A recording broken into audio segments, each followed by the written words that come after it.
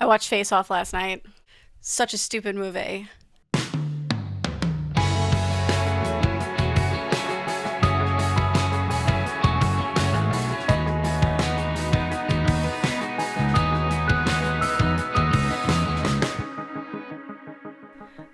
Glad I watched it, but it was totally stupid. So I wasn't sure if I was going to film today.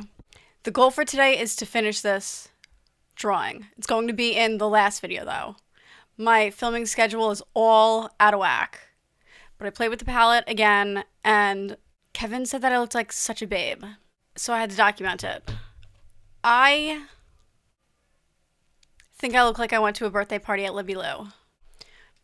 Decided to document it. I'm in my, it's not a phase, mom, my cut-off Gojira shirt. I'm listening to Sepultura. I've been saying it wrong this whole time. And it rules. Sepultura rules. Face Off, stupid. Sepultura, awesome.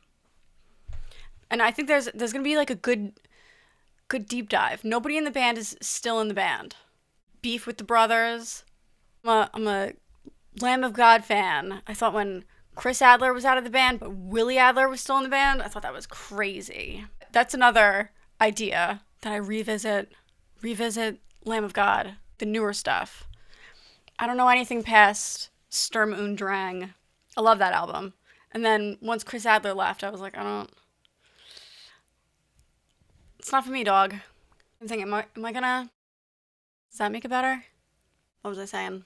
Oh, am I gonna listen to Mastodon without Brent Hines? I did not like the last Mastodon album. I was thinking about revisiting that too. Ugh. Stupid lip glosses. Why do you hang out with me? I look like a completely different person from the last clip. It's the same day. Wanted to do some progress. I hate drawing clothes. It's really dark. What I really want to do is go in with some white gouache and do like a bunch of dots over, fill in a little bit. But I think I like it. I haven't filmed any progress yet because I really didn't know what I was doing. But now that I think I know what I'm doing, I'll start filming. I watched back the last clip and I look like I have a runner mustache today. This makeup just like isn't going well. The gray in the eyes is accentuating my runner. Like Tiffany from Adventure Time. I'm gonna take a break and I have a bunch of Swiss cheese in my fridge. I ended up with so much Swiss cheese. Can I make macaroni and cheese with Swiss cheese? I have, my favorite peas are the Trader Joe's petite peas. Best peas, bar none, as my mom said. I'm gonna Swiss cheese mac and cheese with peas. I have penne. Might be interesting. So, elevated cuisine. Okay, it's the next day. I did not finish it. I made that mediocre mac and cheese, and just like I got hit with dread. And I think it's because tomorrow's April 1st. It's my birthday month. I get hit with dread around my birthday. I'm gonna be 32.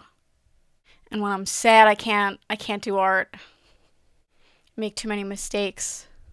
I'm also a little bit anxious because I've been losing subs. I've been gaining some, losing some. And I'm like, hopefully it's just because everybody thinks I'm boring. My mind goes to, oh my god, I offended somebody. And I don't want that to be the case. So I did some nails today instead. Really, really pretty. I love these. This one is Monster Movie. This is that greenish. It's green with some like pink behind it. It's interesting.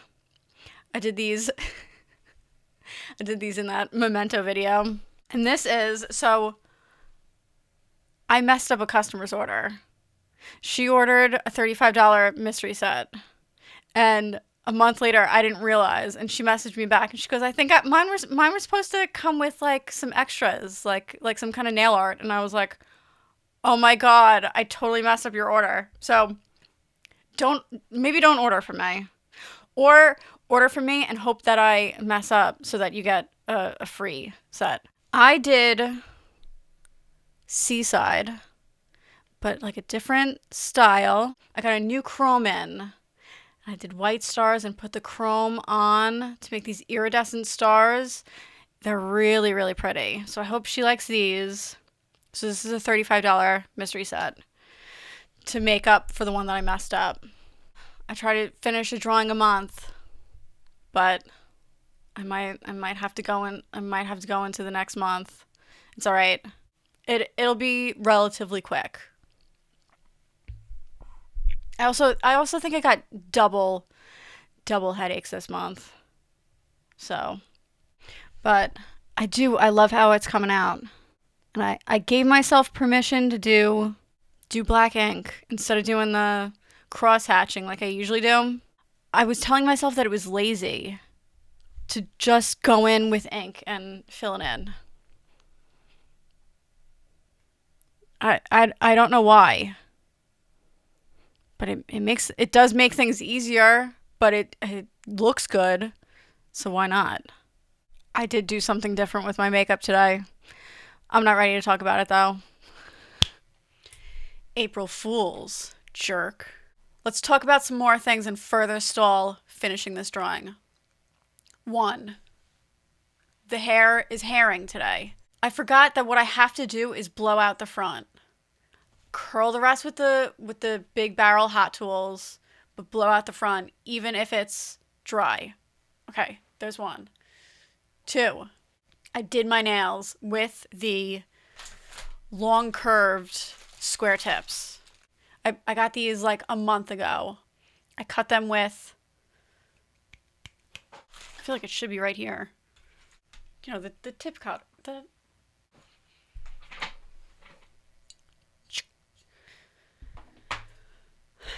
All that for that. And what I did to measure them, here are a couple rectangle magnets stacked up. I put them here.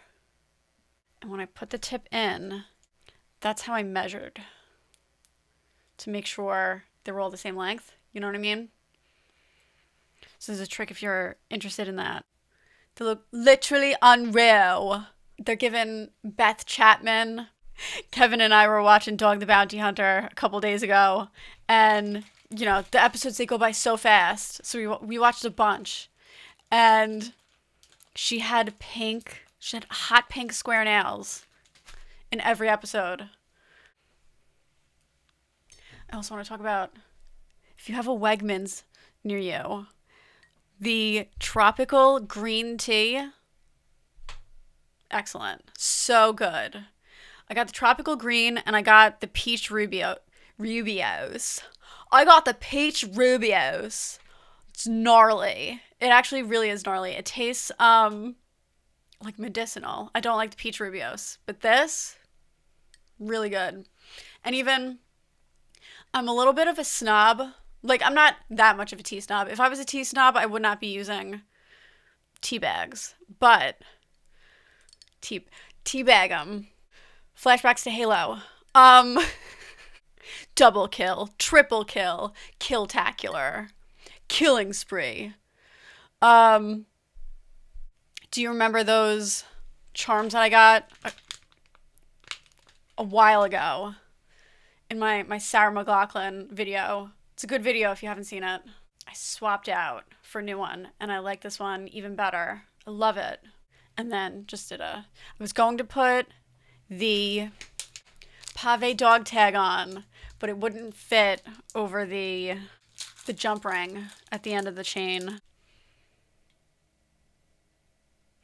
Everywhere I go, bling bling. Maybe that would have been cool. Maybe not. I think I like this better. Gonna listen to some Sepultura and get her done. I watched a little bit of documentary yesterday. I'm fascinated. I'm fascinated by Max Cavalera. Face Off. I'm like, so many Scientologists in this movie. So much overacting Scientology. Danny Masterson pops up for 3 seconds and I'm like, ugh. And John Travolta, Nick Cassavetes did both Alpha Dog and Face Off. So maybe that's why Face Off was on my radar, because I watched Alpha Dog and I was like, oh yeah, Face Off. I've never seen it. A lot of overacting. The director, who is known for a bunch of overacting, put 2 overactors in his movie, and that they both have to act as each other. Supposedly they do not like each other. So that's also interesting. But that was the most interesting part of the movie. John Travolta had to act as Nicolas Cage, and Nicolas Cage had to act as John Travolta. Bad movie, but it's a must-watch. You know? She's done. Very cool. Very happy. I had a lot of fun doing the white gouache. Gave her some earrings. And I had to stop myself before I went overboard, because this would be just like totally covered in dots if I didn't. Who is she? I don't even know who she is. Another day, another denim shirt. It's a classic Corinne Vlogs quote. She stands out, right? Do we like her on the wall? I kind of already gave my final thoughts on Face Off. I don't really want to talk about Face Off. I want to talk about something else instead. Last night, I watched The Guilty, the original Danish film, The Guilty, not the Jake Gyllenhaal one, but I will talk about that. So I was on a curated list on Letterboxd of all movies that are 90 minutes or less, because I think movies are getting too long. Our attention spans are in the toilet, but they're still making movies and shows way too long. Like when binge watching became such a thing, true crime documentaries became such a thing. There are so many that I have watched, but I feel like, why are you stretching this out for 4 episodes when it can be one good documentary, just 1 episode? Or, 3 parts, but you're making it 7 parts. And shows, they're all going on for seasons. This could have been a mini series. Ozark should have just been one season. But it's all this, I think they want you on the streaming platforms for longer, so they're still making everything too long. YouTube wants you on the platform for a half an hour and over. I want my videos to be a snappy 20 minutes, but I've been trying to go for half an hour, because supposedly that's something that they like. They want you on the platform for as long as possible, because you're on your phone too. Matt Damon did something with Netflix, and they said that you have to reiterate the same point 3 times, because everyone's on their phone and they're going to miss it. When I talked about The Babadook, I said it was a half an hour and it was effective. There was no filler. It got straight to the point. A perfect hour-and-a-half movie is The Babadook. So I was on the Letterboxd page, and I'm like, oh, this is great. I'm going to go through these hour-and-a-half long movies. And I clicked on The Guilty. And I clicked on it because I was like, is that Kevin Bacon? It's not Kevin Bacon. It's a Danish film. And I'm going through the comments, and I see that there's a remake with Jake Gyllenhaal. Kevin and I, we love Jake Gyllenhaal. And I go, Kevin, do you want to watch the Danish film and then watch the Jake Gyllenhaal one and compare them? Because that's something that I like to do. Most of the time, the remake is crap compared to the original. The only time that it's just as good is Funny Games. But Funny Games is the same director. Did it 10 years later, same exact film, shot for shot. I watched both. Speak No Evils. The original is so much better. I will say, I don't love the ending in either one. But, I love James McAvoy, but James McAvoy totally over-dramatized. Played it up way too much. I think he's been trying to catch lightning in a bottle again with Split. Split was amazing. And they tried to do Split 2. And I think Speak No Evil was them trying to do it a 3rd time. The original Speak No Evil. I don't want to go on a tangent about it, but what I also thought was really cool was that the 2 families in the original one speak different languages. They talk to each other in English, so that's the time when they know what they're talking about. But when they're talking to their families, they're speaking in their native languages, which I can't remember what they are. And it adds to it. Adds to the tension that the two families don't know what they're talking about. Anyway, Kevin only wanted to watch the Jake Gyllenhaal one. Understandable. It felt like the longest hour and a half of our lives. The main guy is a dispatcher, and he gets this call, and he wants to save this woman on the call. He's desperate to save this woman. I'm not going to go, that's it. I'm not going to go too into it. The phone calls, ugh. I have a hard time with audiobooks. I know my audio is not that great. I have to fix some stuff. I know. But you listen to an audiobook and it's just like read me the freaking book. Everything is so breathy. I hated the remake, and Jake Gyllenhaal really plays it up way too much. So I wanted to watch the original and compare it, because everybody on Letterboxd is like, don't bother watching the Jake Gyllenhaal one, watch the original. The original is a quick hour and a half. Here's what I saw was the one complaint that somebody had, was that, you know, the guy was flat, that he had no emotion, that it's a very dramatic story, but he's flat. But when you're a dispatcher, you have to be. They're always 911, what's your emergency? So that's kind of what he was like. And the Jake Gyllenhaal one adds extra stuff just to make it more dramatic. Like, for some reason, they made Jake Gyllenhaal asthmatic. So I highly, highly recommend the Danish film. It's way more nuanced, way more, and I think it's actually easier to follow. Even though you're reading it's easier to follow. And you're reading subtitles so you can't look away, but I didn't want to look away. The Jake Gyllenhaal one, I was like, when is this over? Okay, now let's talk about Sepultura. So, the reason Max Cavalera left the band is because Max Cavalera is he still married? Shit. I think they're still married. Max Cavalera's wife, her son, his stepson, died while they were on tour. And one of the wives of a different member of the band called up and made funeral arrangements to get her son in the ground faster so that they can get back on tour as quick as possible. Understandably, Max Cavalera wanted to take a break, and the band was not cool with that. They gave him an ultimatum and said, hey, it's us or your wife. And he chose his wife. When I was on the Wikipedia page, I read that Kerrang called Roots by Sepultura the number 2 heavy album that you should listen to before you die.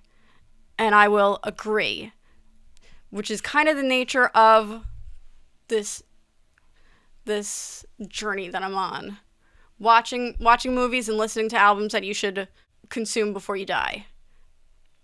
And absolutely, I will say this is one that you should listen to before you die, at least once. It's a new metal album, it's groove metal, it's got the tribal aspect to it. The band went and recorded with an indigenous tribe in Brazil. And it's so cool, this mix of different influences. They talk a lot about the Korn influence. And the producer who did the first Korn album produced Roots by Sepultura. And that it was like a big thing, that it was so like Korn.